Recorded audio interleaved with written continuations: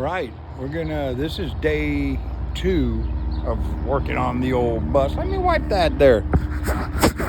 Day 2 of working on the bus. We've had it a week, but we had 5 days of rain, man. It rained 8 inches out here. It was crazy. I couldn't even have moved it if I wanted to. Had it over here, as you can see where the seats we got out. I had it over here, and man, this whole thing was full of water. I couldn't even have moved it if I wanted to. Plus, we've had some vehicle issues.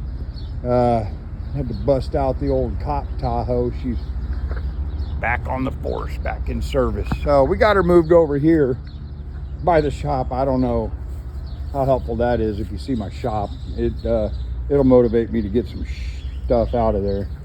But all we really did was yank the seats out, so we got a few more things to do. Mika's real interested in getting the inside. She's so excited about getting the inside done, you know, so we can start building cabinets and things like that. But in reality, we're a long ways from that. So we got to get all these seat belts got a giant bolt. We got to get all these seat belts up. We got to get all these anchor plates up for where they anchored. This is where they anchored all the wheelchairs back here. And get all that stuff off the floor so we can get all this rubber mat up, so that we can get the old wooden plywood out from under there. Pepper, what do you mean? And then we'll be in business. So she's real focused on all that stuff. I really need to get these hatches are missing. So like I said, we had 8 inches of rain, man, and it just rained all in here. Not that that matters. I mean, that's been, as far as I know, these hatches haven't been here. This guy that I bought the bus from, he got it from a church. He's had this bus for a couple of years. It's been sitting outside just getting rained on, which is why we're replacing the subfloor. You can see there's a hatch right here. You can see that floor right there. I mean, actually it's gone right there. There you go, there's your subfloor. So, and there's the pan, the metal pan right there. So, Mika's goal is to get, obviously it's a goal. We got to get all this out of here. We're thinking about doing a rooftop AC right here. We're back and forth between a rooftop AC or a mini split. The mini split would either have to go there or there if we do a mini split. We haven't decided. Obviously the bedroom will be back here, so if we have a mini split up there, it'll be absolutely freezing in our bed. While we're not going to have any walls, we are going to have somewhere in here, the bedroom back there, the kitchen here, the living area up front. Somewhere between the kitchen and the bedroom is going to be a shower and a bathroom, and they'll go all the way to the roof. So we'll have a partial wall. So if we got a mini split back there, it'll cool the crap out of the bedroom. We could have a fan blow it up here, but if we maybe put it up front if we do a mini split. We haven't decided on that yet, but Mika's focused on the inside. I'm focused on the outside. I want to get the roof done. Thing about the bus is you can't have, I got the headlight out. I'm already going to replace these with LEDs. These are parking lamps only. These are blinkers only. So this is on when you pull the switch halfway out, those are on. Pull the switch all the way out, the lights come on. These are not running lights. So what I was going to do up top, when you have a school bus, you got to get rid of, first of all, it can't be yellow. Second of all, it can't say school bus. Third of all, these lights cannot flash.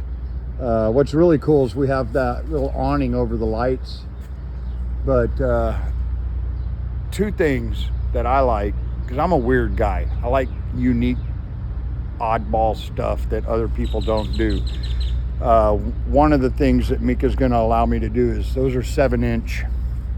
I found some 7-inch round driving lights that so those are going to end up being clear and on a separate switch. So I'm going to have a ton these switches. I got these switches over here, and so I just hook them up to one of these switches, and we'll have some brass driving lights. I really, on most of the schoolie builds you see, people just, they just paint over the lights, you know. I've never really seen anybody utilize them. These back here on the tail light of the bus, what you have is tail light, running light, brake light. And then this one is not a running light, and it's a blinker. I'll probably wire it up to this one so this only comes on when it blinks. I'll probably go ahead and wire it up so that it's a running light and a blinker. So, you know, it's just a single filament bulb. I'll have to change the housing to a double filament bulb housing, and then I'll have both as running lights. This will be brake, this will be blinker. And then probably what I'm gonna do is up top, just wire it up so those mimic these. So that'll be running light brake, that'll be running light blinker.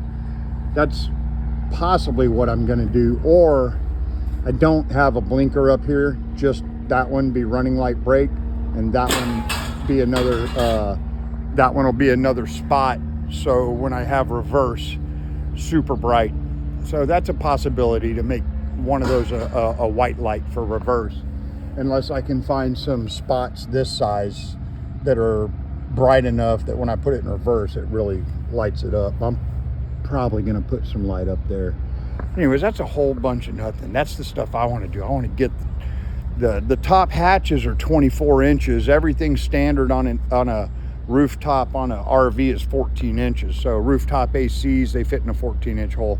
The crank up vent fans, they go in a 14-inch hole. So I probably have to close it down to a 14-inch hole and then add something. But I want to get that done, because that way I can go ahead and get that mounted, get the top all dried up, and then I can sand it down and prime it and paint it with a good coat of white. But every little bit counts. Every little thing we do gets us closer to the destination. This was a long old video just because I like to talk. All right, we'll update it.